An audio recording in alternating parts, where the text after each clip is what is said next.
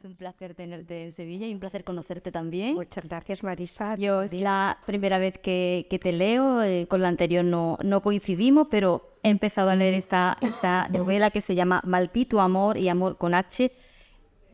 Conozco tu trayectoria, estás muy comprometida socialmente, imagino que tu vida laboral te deja poco tiempo. ¿Por qué empiezas a escribir? Pues mira, yo toda la vida he sido una escritora que no publicaba.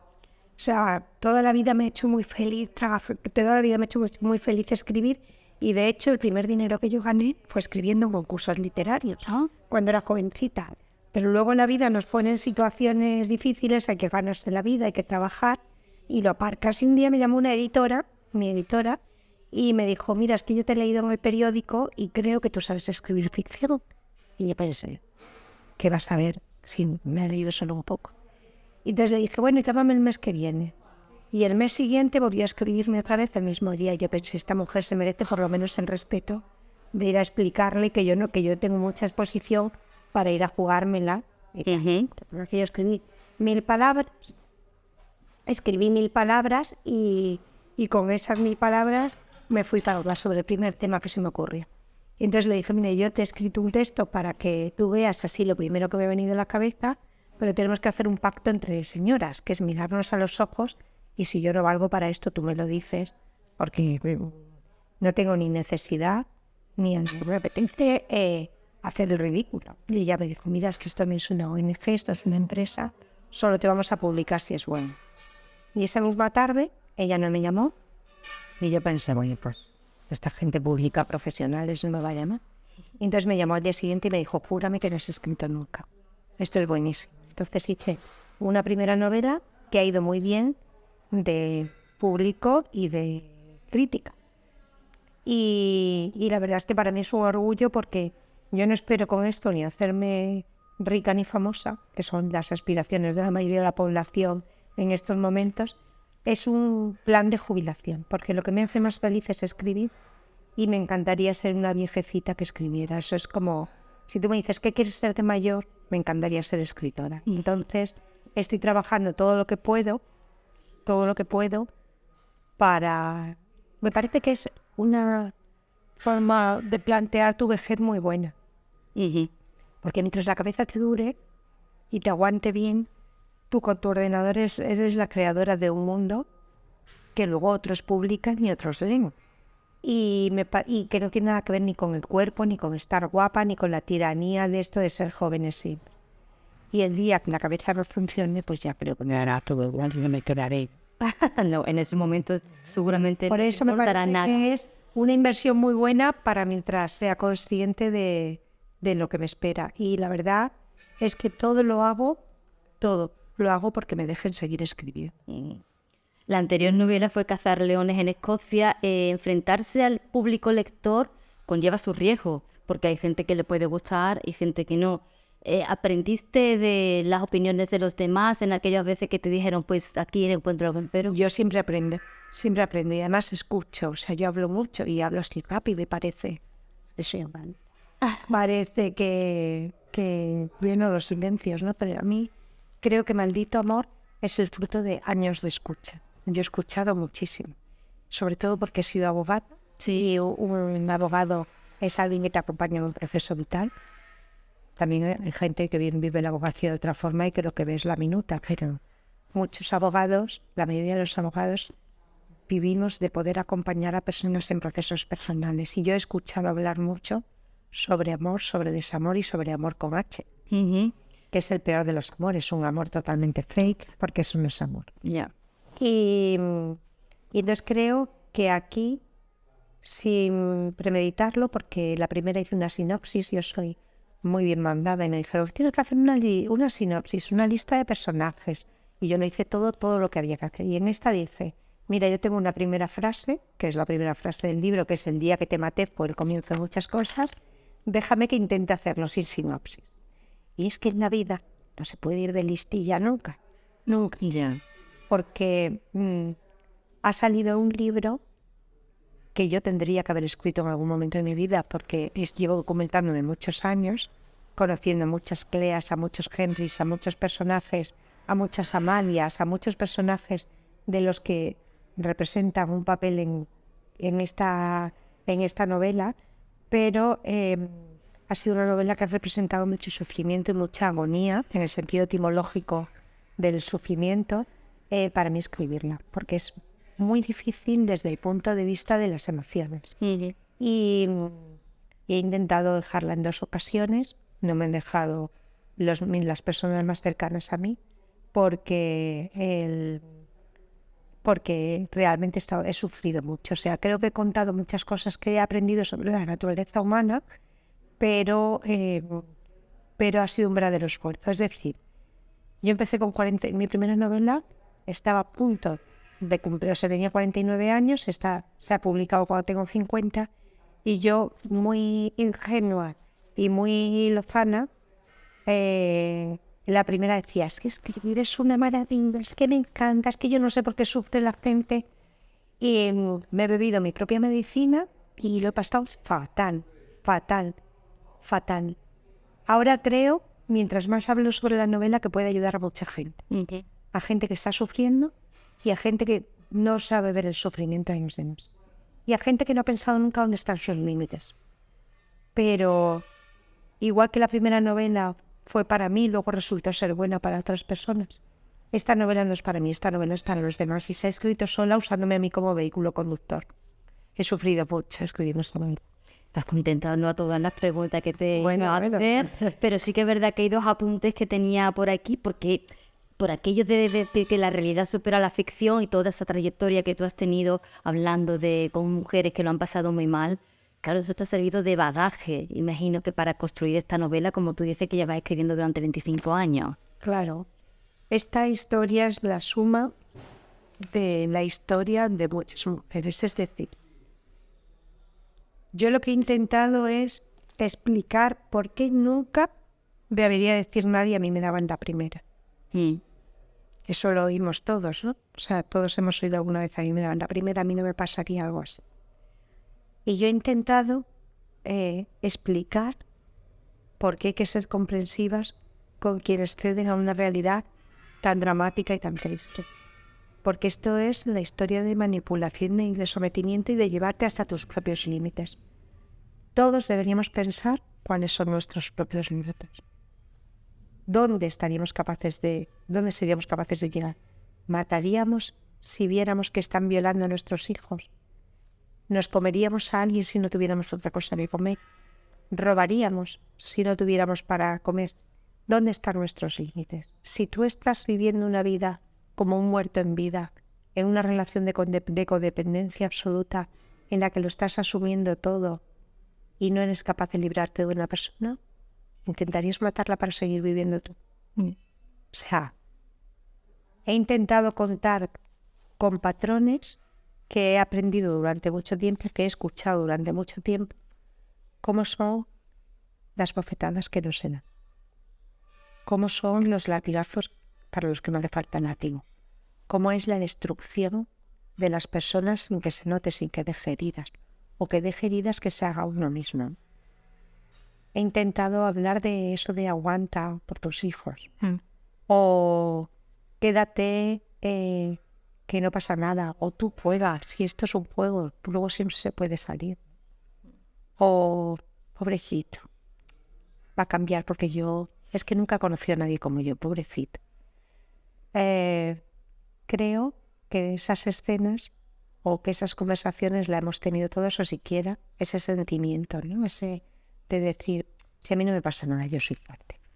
Conmigo no va a poder estar esa situación porque yo puedo y yo seguro que consigo que esto vuelva a ser lo que era, o todos hemos dicho maldito amor en alguna ocasión, aunque sea por estar amando, pero siempre amar implica una generosidad que te hace olvidarte en ocasiones de ti, y hasta cuando el amor es sin H,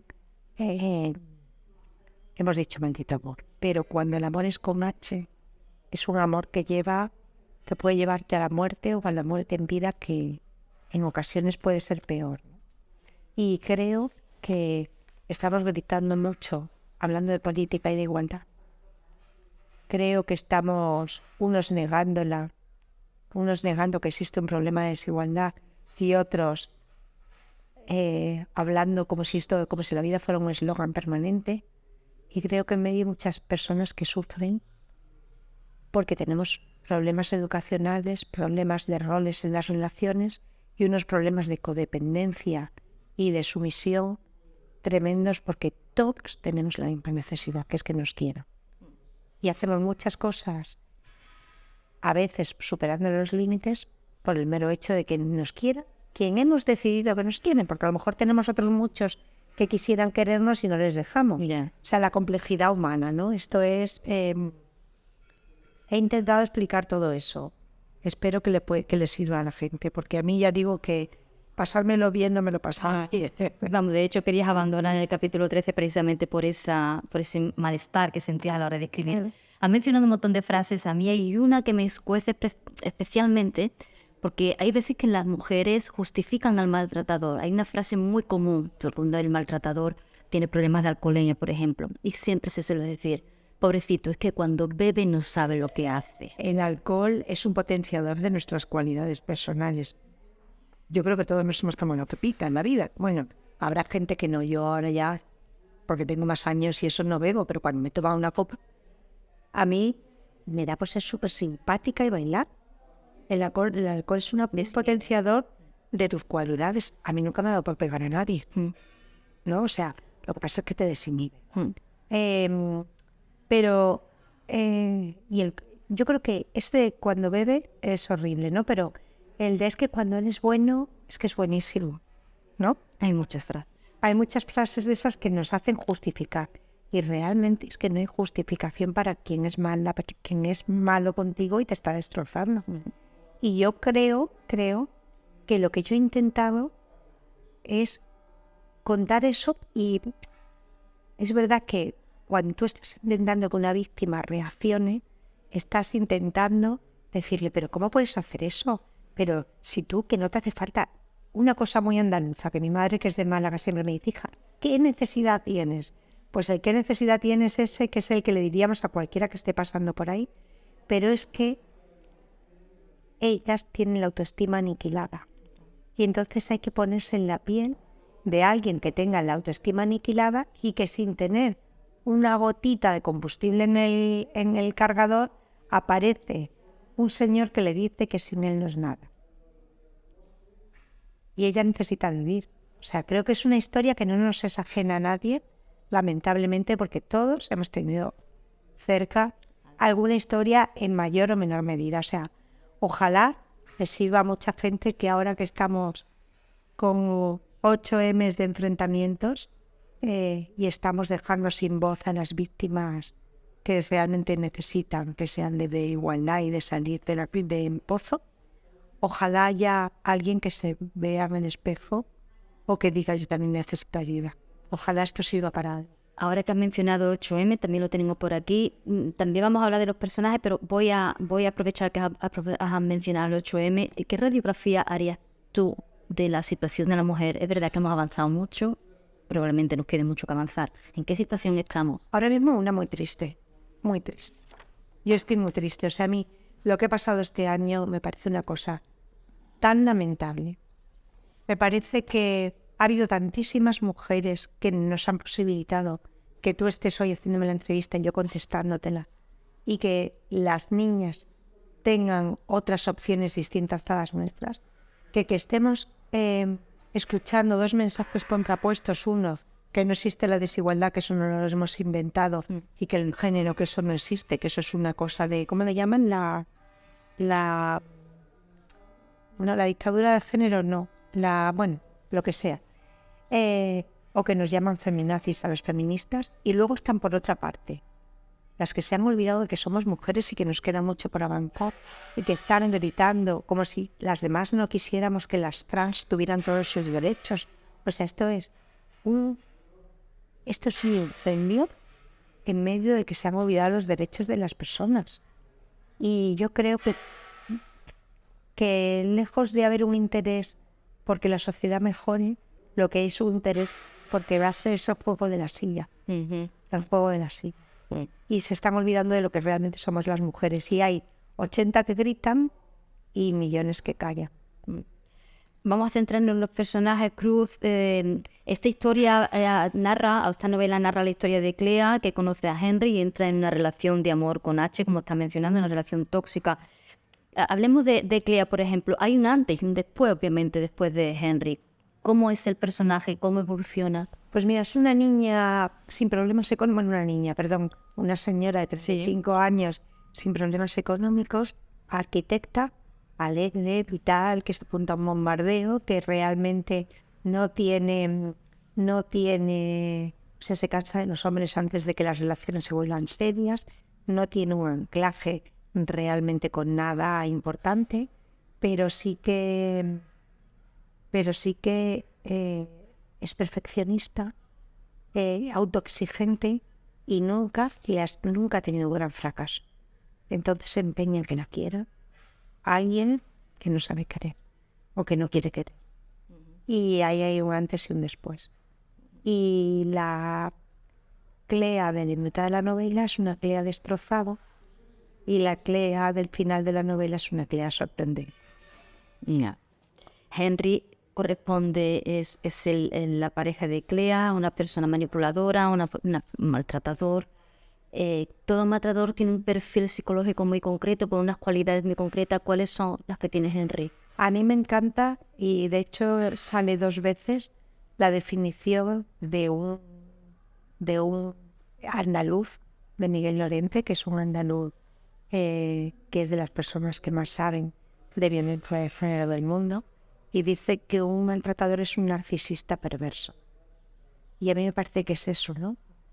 Y es alguien que normalmente suelen ser personas acomplejadas que necesitan establecer una relación de poder, una relación de sumisión o una relación. Necesitan que la otra persona se sienta inferior y que sienta que está agradecida a estar con él porque realmente ni a él mismo le gusta como es. Y bueno, yo creo que suelen ser de los que cuentan que son estupendos, pero en el fondo están llenos de complejos. Narcisista, perverso, acomplejado, creo que es un poco la radiografía, ¿no? Pero luego suelen ser encantadores socialmente. Los encantadores de serpientes, que se llama. Encantadores socialmente, o sea, tú... por eso cuando antes ya está más controlados en los medios, pero antes le ponían un micrófono a los vecinos y todos decían, pero será una pareja excepcional, buenísima, ejemplar, ¿cómo es posible que esto haya pasado, ¿no? Hacía falta que la matara para que todos se dieran cuenta de que estaba pasando algo enorme. En esta novela hay mucho personaje femenino, la verdad que el tema que se trata está muy vinculado con la mujer. Fíjate que con este tipo de novela, que obviamente leemos mucho en las mujeres, a mí me interesa mucho el efecto que causa en el hombre. No sé exactamente qué efecto puede provocar en el hombre una historia como esta.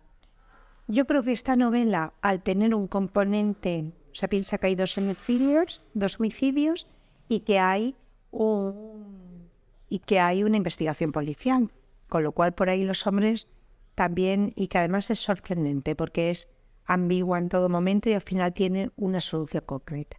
Pero el primer hombre que me entrevistó a mí cuando ha salido la novela, la primera persona ha sido un hombre.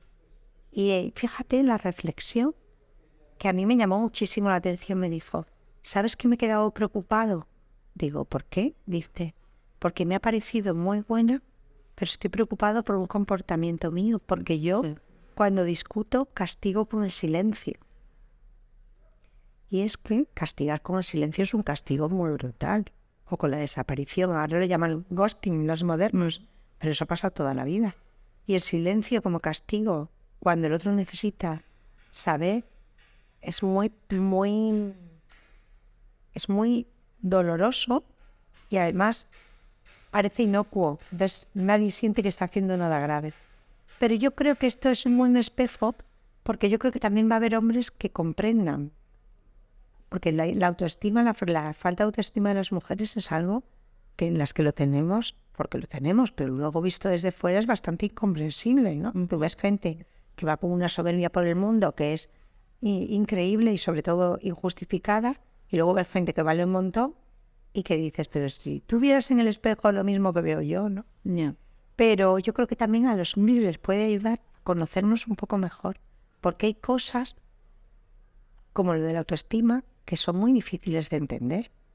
Y yo creo que también pueden entender por qué hay mujeres, porque además tú piensas que las mujeres que salen de relaciones violentas luego tienen otras parejas, en parejas heterosexuales, me refiero siempre, porque es de lo que va en libros. Hay otro tipo de relaciones y no me gustaría estar haciendo nada que fuera simplificar la sociedad, pero en relaciones heteros hay muchas mujeres que salen de historias violentas que luego empiezan a tener historias con hombres que necesitan entender qué ha pasado. Yeah. Y yo creo que esta historia puede ayudar a que se entienda cómo es el proceso para llegar hasta una situación de destrucción personal tan brutal. Y ¿tú has construido los personajes basándote en gente de tu entorno, en gente que has conocido a lo largo de tu vida? Creo que son la suma de muchas personas, pero no he tenido la inspiración de nadie. Igual que, por ejemplo, en Cazar Leones en Escocia, yo para las 2 mujeres mayores tenía a una amiga mía que murió en la cabeza. Estos son totalmente personajes ficticios. Lo que sí son reales son muchas historias. Es decir, he procurado buscar situaciones que ejemplifiquen el maltrato psicológico o cómo te llevan hasta determinadas situaciones uniendo muchos patrones de conducta de los que he escuchado. Es decir, es una novela muy documentada sin que yo me haya sentado diciendo voy a escribir una novela sobre esto y me pongo a estudiar ahora. Es una novela documentada con cientos de testimonios. Uh-huh. Y yo creo, yo no sé si la novela tendrá éxito o no tendrá éxito, porque hay novelas buenísimas que se mueren sin haber visto un éxito tremendo, y hay novelas malísimas que tienen un triunfo brutal, ¿no? Pero yo no sé cuál será el destino, pero la intención y el esfuerzo ha sido el máximo que yo podía hacer. Entre los temas que se abordan en la novela, bueno, hablas de depresión y demás, principalmente el amor tóxico, la manipulación sentimental. A mí algo que siempre me ha llamado la atención, o que generalmente se piense que no es así, es que las mujeres maltratadas siempre pertenecen a estratos sociales bajos. No es así, lo vemos en la realidad y lo vemos en la novela. ¿Cómo se puede escapar de una relación tóxica? No sé, pues cualquier mujer, no importa que sea universitaria, que tenga una carrera, no importa. ¿Cómo escapar? Yo creo que para escapar lo primero que hay que hacer es identificar el problema. Y como es un problema de dependencia en el que todo el rato... Primero no quieres perder lo que tienes, porque a ti, aunque sea algo pernicioso, te parece que es excepcional. Te parece que tienes la suerte de tu vida porque él te ha hecho ver que tienes la suerte de tu vida por estar con él. E incluso una cosa que se repite mucho es que si no te quiero yo no te va a querer nadie. Bueno. Y a eso, lo primero que hay que hacer es ser consciente de que tienes un problema. Porque si no, cuando alguien se acerca a decirte tienes un problema, te dices, no, es que él es así, pero luego, lo que me has preguntado antes, cuando él está bien, o es que él bebe, pero si no bebe, pues... Pero yo creo que es un error intentar decirle, te está pasando esto. Yo creo que lo que yo siempre he hecho cuando me he encontrado con una mujer así es escucharla. Porque muchas veces hasta donde ella quiere contar, pero cuando ella se escucha, se nos va a decir en voz alta lo que le está pasando, hace en la cabeza y algo pasa ahí para siempre. Y si no, también coge confianza contigo como para que le abran las puertas a una ayuda profesional. Y eso es muy importante porque nosotros no podemos decidir el futuro de los demás. Pero para ayudar a que una víctima salga, primero tiene que asumirlo y si no, ir al psicólogo por otro motivo, incluso aunque sea para arreglar su situación. Uh-huh. Uh-huh. Mezclas voces narrativas, Cruz, en la novela, hablan en tercera persona, que es el narrador omnisciente, que es el que prácticamente narra lo grueso de la novela, pero también vemos una segunda persona. Clea reflexiona mucho y entra mucho en monólogo interior. Manejar esas voces, ¿cómo ha sido? Pues mira, eso es como me sale, porque te podría contar un rollo tremendo de utilizo la técnica de no sé qué. Luego yo cuando lees que alguien escribe sobre tu novela, es muy divertido, porque te dice, es una experta en la gestión de los distintos tiempos y tal.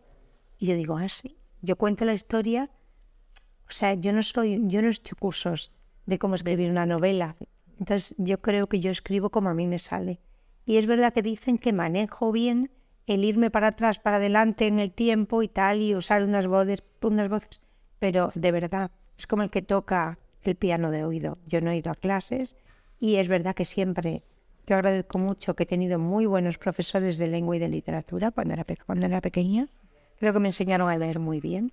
Y creo que al final lo que haya aprendido ha sido de leer muchísimo.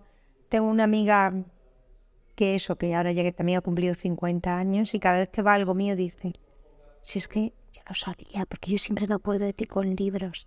Todas las demás pensábamos en otras cosas y yo creo que he aprendido leyendo.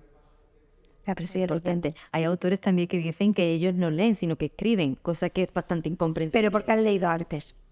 O sea, tú dices, yo ahora mismo cuando tengo un ratito procuro irme a escribir, pero yo he leído toda mi vida. Es más, yo me leo hasta las etiquetas del champú. O sea, que es que yo no puedo ver si hay alguien que me da un papel con algo, es que no puedo evitar. Es el vicio de leer. Y eso lo agradezco. Mira, yo aprendí a leer la guardería. Mis padres no sabían que yo sabía leer. Entonces un día cogí un paquete de tabaco que había encima de la mesa y había un tabaco cuando yo era pequeña que se llamaba Lola. Sí. Entonces dije, Lola. Y mis padres dijeron, yo tenía 2 años y medio. Y mis padres dijeron, no puede ser.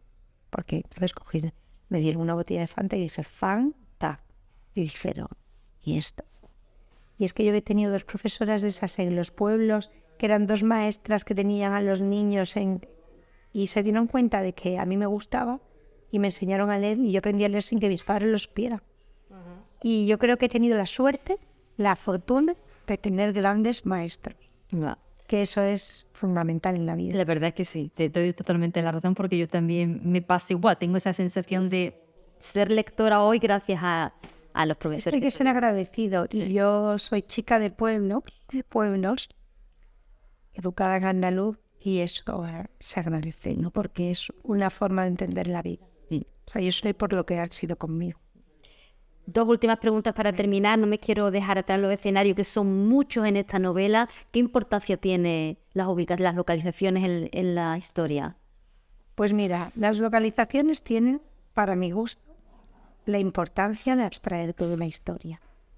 Si tú te paras, o sea, yo, por ejemplo, yo hablo de Biarritz y todo el mundo me dice, ¿cómo se nota lo bien que conoces Biarritz? Yo no he ido a Biarritz en mi vida.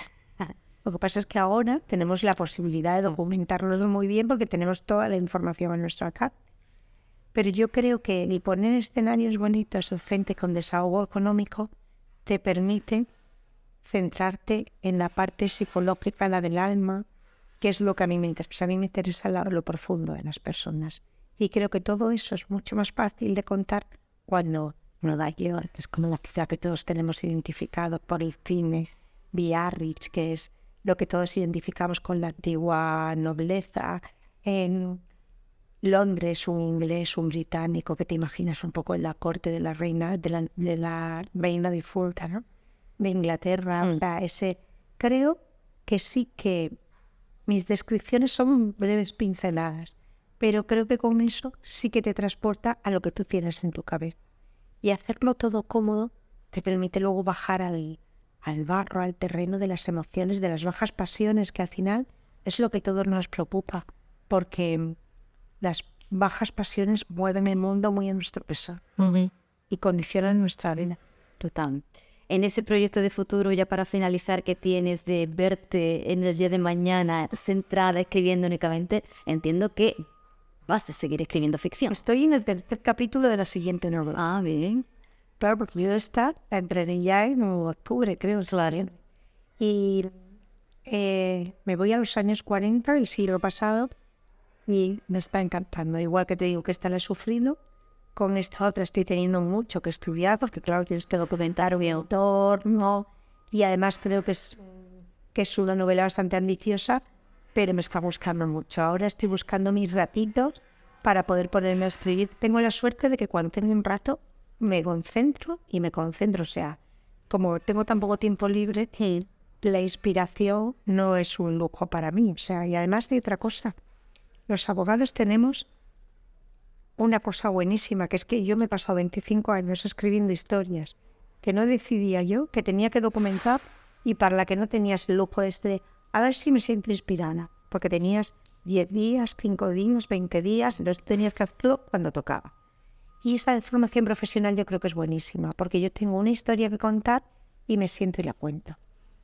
Entonces creo que estos 25 años de mi vida, o estos 50 años de mi vida, hasta empezar a escribir, han estado muy bien. Ansón, que la verdad es que me apoya muchísimo, que cree que soy una novelista, dice que lo que debería hacer es dejarlo todo para ponerme solo a escribir. Me dice, es que yo creo que has tenido la suerte de empezar en la edad ideal, porque hay que vivir antes de escribir. Exactamente, sí, hay que tener bagaje. Eso es. Cruz, lo dejamos aquí. Muchísimas Muchas gracias gracias, porque hayas venido a Sevilla y un placer Bueno, hablar contigo y conocerte. Muchísimas gracias a ti, gracias de verdad.